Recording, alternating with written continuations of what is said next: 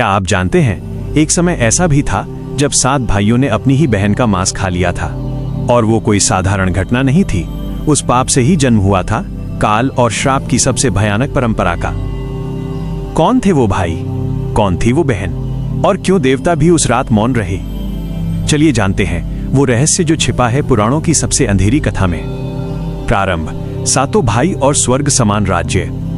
बहुत समय पहले सतयुग के अंतिम छोर पर एक प्राचीन नगरी थी जिसका नाम था कश्यपपुरी। वहां एक ऋषि रहते थे, ऋषि वीर्यसेन। उनकी 7 संतानें थीं, 7 पुत्र और 1 कन्या। पुत्र सभी धर्मनिष्ठ, तपस्वी और वेद विज्ञान में निपुण थे। कन्या सुमति सौंदर्य और करुणा की मूर्ति थी। कहते हैं उसकी आंखों में इतनी पवित्रता थी कि सर्प भी दंश भूल जाते थे। इन 8 में प्रेम इतना गहरा था कि देवता भी उदाहरण देते थे, जैसे वीरसेन के पुत्र पुत्री एक दूसरे के बिना अधूरे हैं। सुमति का व्रत। सुमति प्रतिदिन ब्रह्म मुहूर्त में उठकर सूर्य देव की उपासना करती थी। वो प्रतिज्ञा करती, मैं अपना जीवन धर्म के मार्ग पर चलने वाले पुरुष को समर्पित करूंगी। परंतु नियति को कुछ और ही मंजूर था। एक दिन आकाश से एक दिव्य रथ उतरा। उसमें एक तेजस्वी पुरुष था, देवराज इंद्र। उन्होंने सुमति से कहा, हे सुमति, तुम्हारे तप से त्रैलोक्य कांप उठा है। मुझसे वर मांगो, तुम्हें जो चाहे सो प्राप्त होगा। सुमति ने विनम्रता से कहा, हे देव, मुझे कोई वर नहीं चाहिए, बस मेरा परिवार सदैव साथ रहे। इंद्र मुस्कुराए, तथास्तु, लेकिन याद रखो, तुम्हारा परिवार तब तक साथ रहेगा जब तक तुम एक नियम नहीं तोड़ोगी। रहस्य का बीज। सुमति ने पूछा, कौन सा नियम देव? इंद्र बोले, तुम्हें अपने भाइयों के भोजन में कभी हिस्सा नहीं लेना है।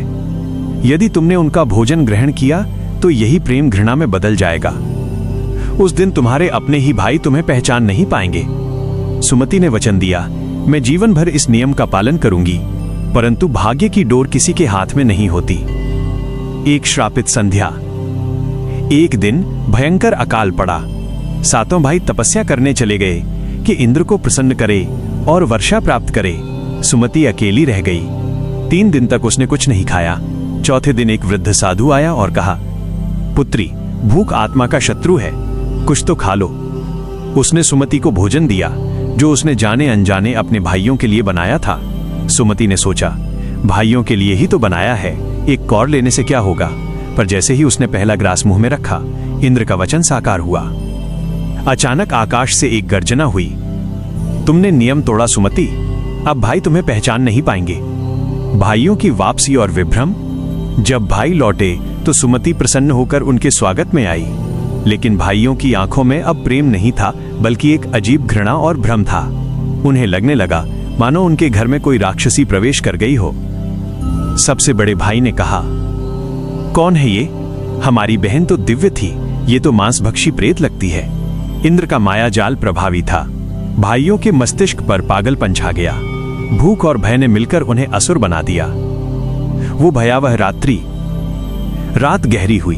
भाइयों ने अग्नि जलाई और कहा, ये प्रेत हमारे कुल को अपवित्र कर देगा, इसे नष्ट करो। सुमति रोती रही, भाइयों, मैं तुम्हारी सुमति हूं, पहचानो मुझे। पर शब्द अब उन तक नहीं पहुंच रहे थे। भूख, पागलपन और श्राप तीनों ने मिलकर उन्हें क्रूर बना दिया।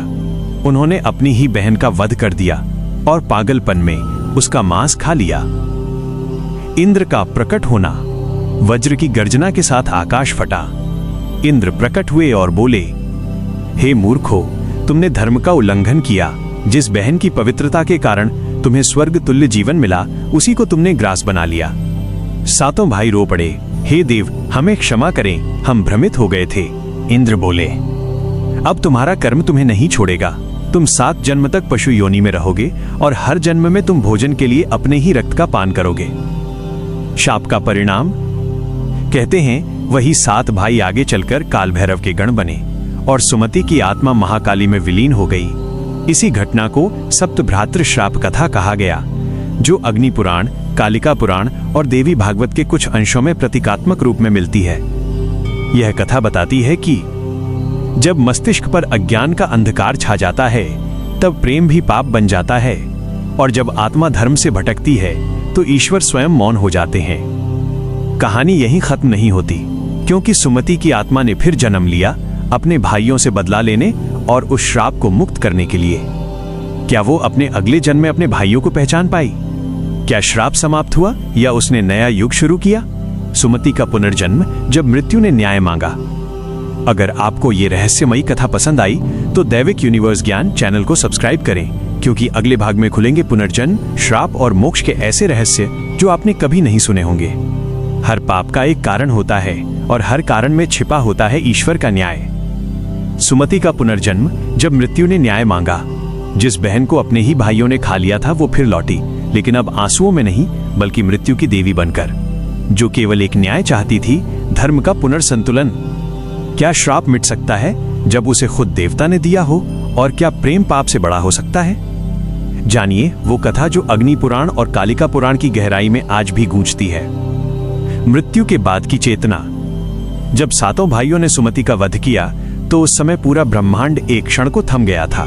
कहते हैं उस रात चांद का तेज बुझ गया, हवाएं थम गईं और मृत्यु स्वयं आकाश में ठिठक गई। यमराज ने ब्रह्मा से पूछा, प्रभु ये कैसी आत्मा है जो मरकर भी विलाप नहीं कर रही?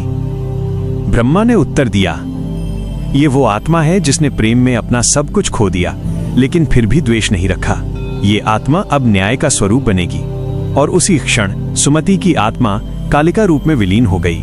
उसका शरीर नष्ट हुआ पर चेतना ब्रह्मांड में फैल गई, एक ऐसी शक्ति के रूप में जो पाप और पुण्य दोनों का संतुलन करती है। सुमति का पुनर्जन्म देवी के आदेश से। सहस्त्रों वर्ष बीत गए। द्वापर युग में एक राजा हुआ, राजा मेधवन। उसकी रानी अनुस्वरा के गर्भ से एक कन्या ने जन्म लिया जिसके शरीर से अद्भुत तेज निकल रहा था। मंदिरों में दीपक अपने आप जल उठे। मुनियों ने कहा, यह कोई साधारण कन्या नहीं, इसका जन्म किसी अधूरे कर्म को पूर्ण करने के लिए हुआ है। उसका नाम रखा गया भानुमति। परंतु जब वो 5 वर्ष की हुई तो एक दिन उसके मुख से अचानक ये शब्द निकले, माँ मैं सुमति हूँ, मुझे अपने भाइयों को मुक्त करना है। रानी भयभीत हो गई। वो बात किसी को नहीं बताई, पर उसके बाद अजीब घटनाएं घटने लगीं। रात में भानुमति नींद में रोती, कभी अचानक नदी किनारे चली जाती, कभी भूमि को छूकर कहती, यही मेरी देह जलाई गई थी। श्राप का चक्र। दूसरी ओर वो 7 भाई जो सुमति के हत्यारे थे, उनका पुनर्जन्म 7 शिकारी भाइयों के रूप में हुआ था। वे वन्य जीवों का मांस खाते और जीविका उसी से चलाते, पर उनमें से हर एक को रात में एक ही सपना आता, एक स्त्री जो रक्त के आंसू रोती है और कहती है, तुम्हारे पाप का अंत अभी बाकी है। वो भाइयों में सबसे बड़ा अर्जुन बार बार पागल हो उठता, कभी चिल्लाता, हमने कुछ गलत किया है, मुझे उसकी आंखें याद हैं। उन्हें ये नहीं पता था कि वो स्त्री कोई और नहीं, सुमति का पुनर्जन्म भानुमति थी। ब्रह्मा का संकेत। जब भानुमति यौवन में आई तो उसने अपने मन में बार बार एक वाणी सुनी, भानुमति तुम्हारा कर्म अपूर्ण है, उन 7 आत्माओं को मुक्ति दो, नहीं तो उनका श्राप पृथ्वी को ग्रस लेगा। वह घोर तपस्या करने लगी। 3 वर्ष तक उसने न कुछ खाया न सोई। अंततः ब्रह्मा प्रकट हुए। उन्होंने कहा, हे सुमति के रूप में जन्मी आत्मा, तुम्हारे भाइयों का पाप उनके अज्ञान से हुआ था। उन्हें दंड मिल चुका है पर मुक्ति अभी नहीं मिली। जाओ उन्हें खोजो और सच्चा प्रेम दिखाओ। भानुमति ने कहा, लेकिन प्रभु उन्होंने मेरा मांस खाया था, मैं कैसे उन्हें क्षमा करूं? ब्रह्मा मुस्कुराए, यही तो तुम्हारी अग्नि परीक्षा है। जब क्षमा में करुणा मिलती है तभी आत्मा ईश्वर के समान होती है। पुनर्मिलन की घड़ी। भानुमति ने वन का रुख किया। वहां उसे वे 7 शिकारी मिले, भूखे, जर्जर और पागलपन से ग्रसित। उन्होंने उससे भोजन मांगा। भानुमति ने कहा, मैं तुम्हें भोजन दूंगी, लेकिन पहले मेरे प्रश्न का उत्तर दो। क्या तुम जानते हो कि तुम्हारे पापों का मूल क्या है? सबसे बड़ा भाई अर्जुन बोला, एक स्वप्न है जो हमें हर रात सताता है। एक स्त्री जो कहती है, तुमने प्रेम को भक्षण किया, पर हम समझ नहीं पाते इसका अर्थ। भानुमति की आंखों में आंसू थे। उसने कहा, वो स्त्री मैं हूं। और फिर उसने अपने पूर्व जन्म की कथा सुनाई। भाइयों ने उसके चरण पकड़ लिए। हम पापी हैं, हमें क्षमा करो देवी। भानुमति ने कहा, तुम्हें क्षमा नहीं, मुक्ति चाहिए, और मुक्ति तभी मिलेगी जब तुम स्वयं अपने पाप का प्रायश्चित करोगे। प्रायश्चित अग्नि। भानुमति ने कहा, इस नदी में स्नान करो और वचन दो कि अब किसी जीव का मांस नहीं खाओगे। अपने अन्न का एक अंश सदा दूसरों को अर्पित करोगे। भाइयों ने वही किया, पर जैसे ही उन्होंने नदी में डुबकी लगाई के नदी रक्तवर्ण हो उठी। आकाश से स्वर आया, अब ये नदी तुम्हारे प्रायश्चित की साक्षी बनेगी। वो थी रक्त गंगा, जो आज भी कुछ ग्रंथों में कर्म शुद्धि तीर्थ के रूप में वर्णित है। सातों भाइयों की देह वहीं समाप्त हो गई, पर उनकी आत्माएं प्रकाश में विलीन हो गईं। सुमति, अब भानुमति ने आकाश की ओर देखा और कहा, अब मेरा कार्य पूर्ण हुआ। सुमति का मोक्ष भानुमति के शरीर से तेज निकलने लगा। वह धीरे धीरे प्रकाश में बदल गई। उसी क्षण महाकाली प्रकट हुई और बोली, सुमति, तुमने धर्म का संतुलन फिर स्थापित किया है। अब तुम केवल मानव नहीं, करुणा की शक्ति बन चुकी हो। सुमति की आत्मा महाकाली में समाहित हो गई और वहां की भूमि से एक दिव्य पुष्प निकला, जिसे बाद में सुमति पुष्प कहा गया, जो केवल उन्हीं को दिखाई देता है जो सच्ची करुणा से तप करते हैं। इस कथा का गूढ़ अर्थ। पुराणों में इस कथा को प्रतीकात्मक रूप से बताया गया है। भाइयों का बहन का मांस खाना वास्तव में भ्रष्ट बुद्धि द्वारा धर्म का नाश है। सुमति सत्य का स्वरूप थी और उसके भाई मानव की 5 इंद्रियां व 2 विकार थे।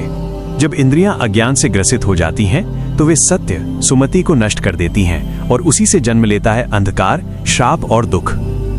भानुमति का पुनर्जन्म इस बात का प्रतीक है कि सत्य कभी मरता नहीं, वो केवल रूप बदलता है। जब मनुष्य अपने अज्ञान का प्रायश्चित करता है, तभी उसे आत्ममुक्ति प्राप्त होती है। आध्यात्मिक संदेश। सत्य की हत्या संभव नहीं, केवल उसकी पहचान खो सकती है।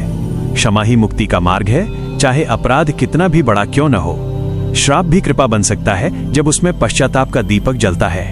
हर जन्म एक अधूरे कर्म की कहानी है।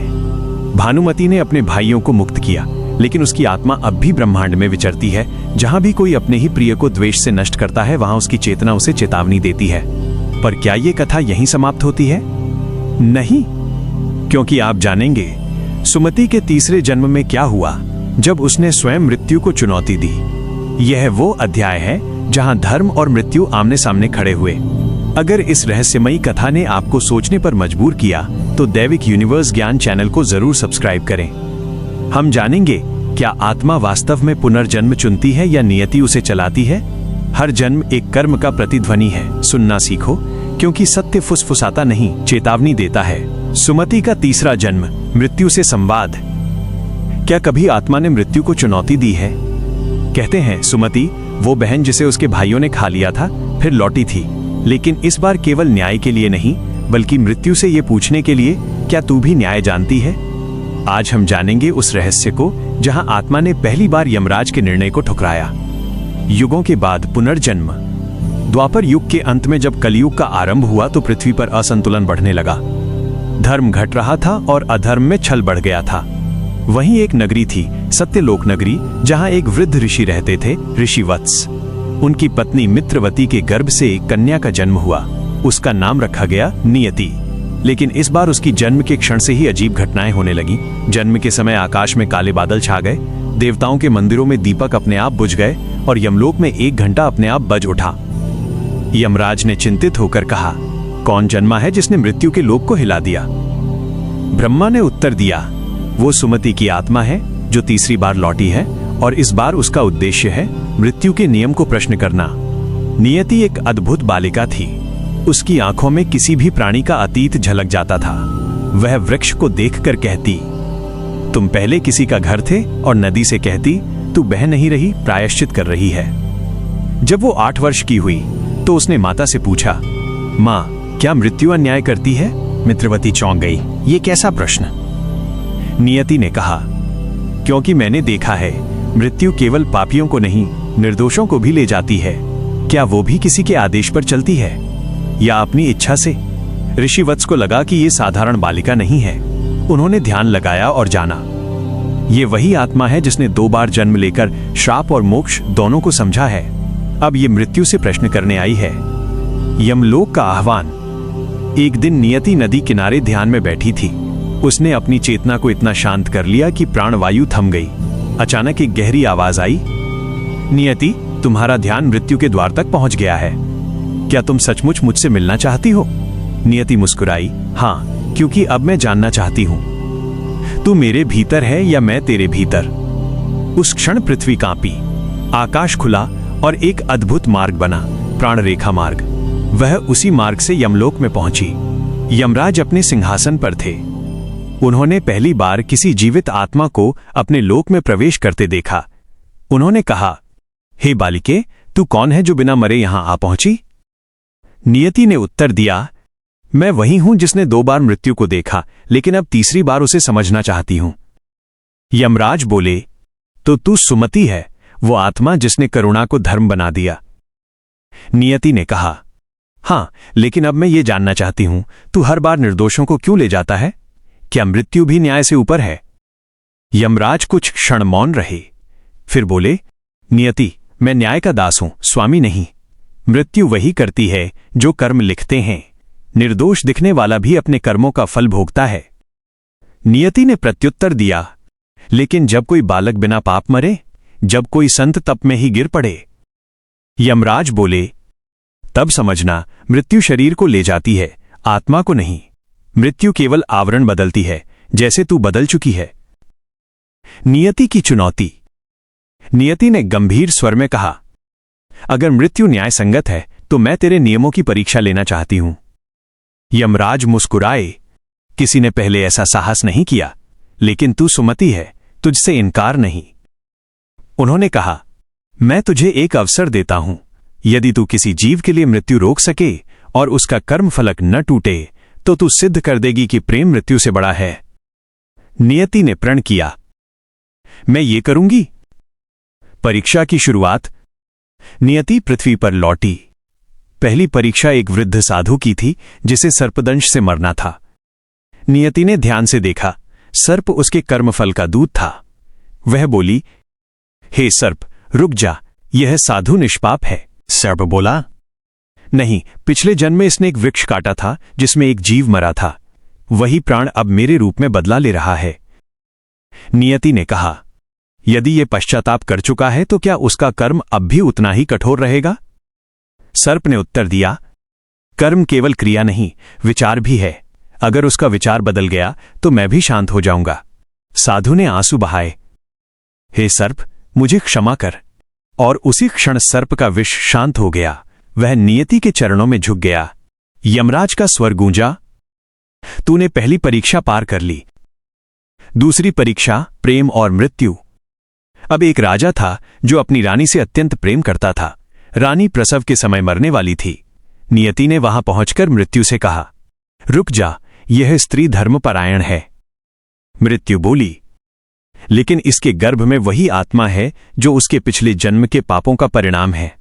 यदि यह जीव जन्म लेगा तो भविष्य में हजारों मारेगा।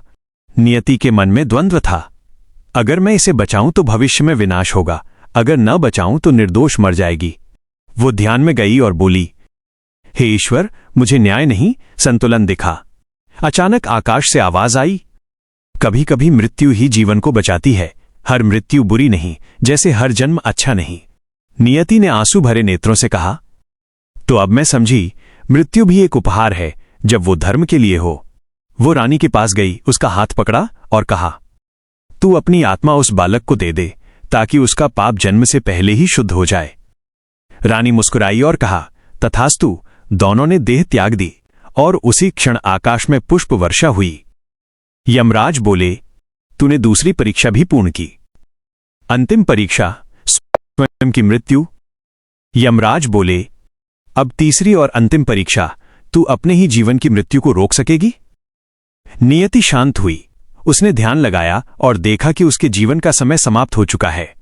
वो बोली, अगर मैं अमर हो जाऊं तो मृत्यु झूठी होगी, अगर मर जाऊं तो चुनौती अधूरी। तो मैं मध्यम मार्ग चुनूंगी, शरीर छोड़ दूंगी पर आत्मा को मुक्त नहीं करूंगी। उसने ध्यान में बैठकर कहा, मैं मृत्यु को अपना अंग बनाती हूं ताकि मृत्यु भी करुणा का अनुभव करे। वो समाधि में चली गई। उसकी देह शून्य में विलीन हो गई, पर एक दिव्य प्रकाश यमलोक में पहुंचा। यमराज ने झुककर कहा, अब मैं जान गया कि आत्मा मृत्यु से बड़ी है, क्योंकि मृत्यु अंत है पर आत्मा अनुभव है। सुमति का दिव्य रूप। ब्रह्मांड में एक नई शक्ति का जन्म हुआ, मृत्यु नियंता देवी सुमति, जो अब मृत्यु और जीवन दोनों की सीमाओं के पार है। देवताओं ने कहा, यह वही शक्ति है जो हर मरणशील को करुणा देती है। मृत्यु के क्षण में जब किसी को प्रकाश दिखता है, वही सुमति का तेज होता है। वो अब किसी शरीर में नहीं बल्कि हर चेतन प्राणी की आत्मा में निवास करती है। दर्शन का सार। इस अध्याय का गूढ़ अर्थ यह है कि मृत्यु शत्रु नहीं, गुरु है। सुमति का तीसरा जन्म हमें सिखाता है कि मृत्यु का भय केवल तभी रहता है जब हम जीवन को समझे बिना जीते हैं। जब आत्मा कर्म, क्षमा और संतुलन को जान लेती है, तब मृत्यु भी उसके लिए मोक्ष का द्वार बन जाती है। दार्शनिक संदेश। मृत्यु न्याय नहीं, संतुलन है। जीवन का उद्देश्य अमर होना नहीं, अमृत चेतना पाना है। जब आत्मा मृत्यु को स्वीकार करती है, तभी उसे शाश्वत शांति मिलती है। सुमति का तीसरा जन्म इस ब्रह्मांडीय सत्य का प्रतीक है कि आत्मा कभी नष्ट नहीं होती। सुमति अब केवल कथा नहीं रही, वो चेतना बन चुकी है जो हर मृत्यु के क्षण में आत्मा को भय से मुक्ति देती है। लेकिन एक रहस्य अभी बाकी है। क्या सुमति की आत्मा ने अंतिम बार मानव रूप लिया? क्या उसने चौथे जन्म में संपूर्ण मोक्ष पाया? सुमति का अंतिम अवतार जब आत्मा ब्रह्म बन गई। अगले भाग हम जानेंगे, जब आत्मा और परमात्मा एक हो जाते हैं, तब क्या बचता है मैं और तू का भेद। मृत्यु केवल विराम है, पर आत्मा वो तो ईश्वर की गूंज है जो कभी नहीं थमती। श्राप, पश्चाताप और पाप का प्रायश्चित। धरती अब उस भयानक घटना की साक्षी बन चुकी थी जहां 5 भाइयों ने अपनी ही बहन का मांस खाया था। देवता, असुर, मनुष्य, तीनों लोकों में ये बात फैल चुकी थी। कहा जाता है उस दिन सूर्य ने भी अपना प्रकाश आधा कर दिया था। पहाड़ों पर पक्षी मौन हो गए, नदियां उल्टी दिशा में बहने लगीं, जैसे प्रकृति स्वयं इस पाप से कांप उठी हो। जब सत्य सामने आया, कुछ दिनों बाद जब उन भाइयों को सच्चाई का ज्ञान हुआ कि जिसका मांस उन्होंने खाया था वो कोई साधारण भोजन नहीं बल्कि उनकी ही बहन थी, तो धरती फटने लगी। उनकी आत्मा भीतर तक टूट गई। उनका मन नर्क की अग्नि में जलने लगा। वो चीख उठे, हे ब्रह्मा, हे विष्णु, हे शिव, हमने अज्ञानता में इतना घोर पाप किया है, अब हमारा क्या उद्धार होगा। तभी आकाश से एक वाणी गूंजी, वो थी देवी भगवती स्वयं।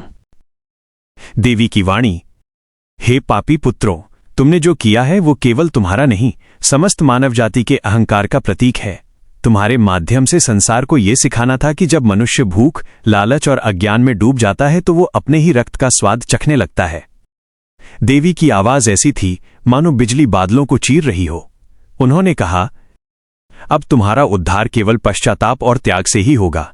जिस बहन का मांस तुमने खाया है उसकी आत्मा अब भटक रही है। जब तक तुम उस आत्मा को मुक्त नहीं करोगे तब तक तुम्हारे कुल का नाम नष्ट होगा। प्रायश्चित की शुरुआत। 5 भाइयों ने तब सब कुछ त्याग दिया। राज्य, सिंहासन, परिवार, सब कुछ जलाकर वे जंगलों में भटकने लगे।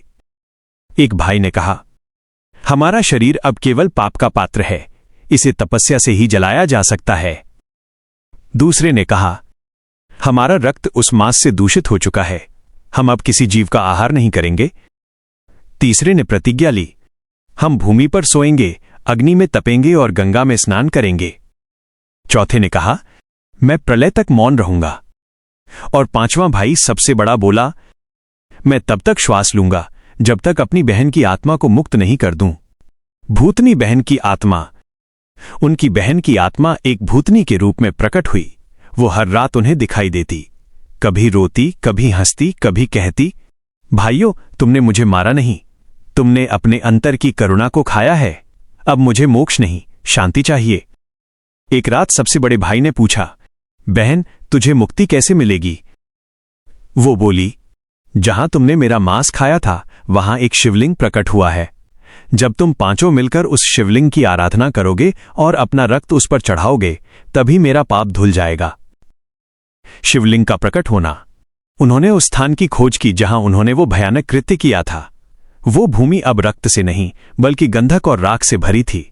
मध्य में एक काला पत्थर चमक रहा था, वो था वही स्वयंभू शिवलिंग। जब 5 भाइयों ने उस शिवलिंग को देखा तो उनके आंसू बह निकले। उन्होंने अपने शरीर से रक्त निकालकर चढ़ाया और मंत्र बोले, ओम नमः शिवाय। हे महाकाल, हमारे पाप को जला दो, हमारी आत्मा को शुद्ध कर दो। तभी भयानक बिजली गिरी, शिवलिंग से प्रकाश फूटा और बहन की आत्मा प्रकट होकर बोली, भाइयों, आज मैं मुक्त हूं, तुम्हारा प्रायश्चित पूर्ण हुआ। लेकिन याद रखना, जब भी कोई मनुष्य अपनी वासना या भूख में अंधा होगा, वो अपने ही प्रियजनों का नाश करेगा। मुक्ति का क्षण। उस रात चंद्रमा पूर्ण था और गंगा का जल दूध जैसा सफेद दिख रहा था। बहन की आत्मा गंगा के जल में विलीन हो गई। पांचों भाई उसी क्षण ध्यान में लीन हो गए और वर्षों की तपस्या के बाद देवत्व को प्राप्त हुए। कहा जाता है कि वे आज भी हिमालय के किसी कोने में पंचगिरी तपोवन के रूप में विद्यमान है, जहां हवा में आज भी एक करुण स्वर सुनाई देता है। अपने अंदर के पाप को पहचानो, वरना तुम भी वही करोगे जो हमने किया था। गूढ़ अर्थ। ये कथा केवल मांस भक्षण की नहीं, बल्कि मानव के भीतर छिपे अंधकार की है। बहन का मांस खाने का तात्पर्य है, मनुष्य जब अपनी करुणा, प्रेम और संयम को निगल जाता है तो वह अपने ही आत्मिक परिवार को नष्ट कर देता है। 5 भाई, 5 इंद्रियां। बहन, आत्मा। जब इंद्रियां नियंत्रण खो देती हैं तो आत्मा घायल होती है, और जब आत्मा घायल होती है तो संसार अंधकारमय हो जाता है। यह कथा विचलित करने वाली है, परंतु यही सत्य है। जब तक हम अपनी वासना और भूख पर विजय नहीं पाते, तब तक हम आध्यात्मिक नहीं बन सकते। देवताओं ने भी कहा, जो इस कथा को सुनेगा उसका अंतःकरण शुद्ध होगा और वो अपने कर्मों पर विचार करेगा।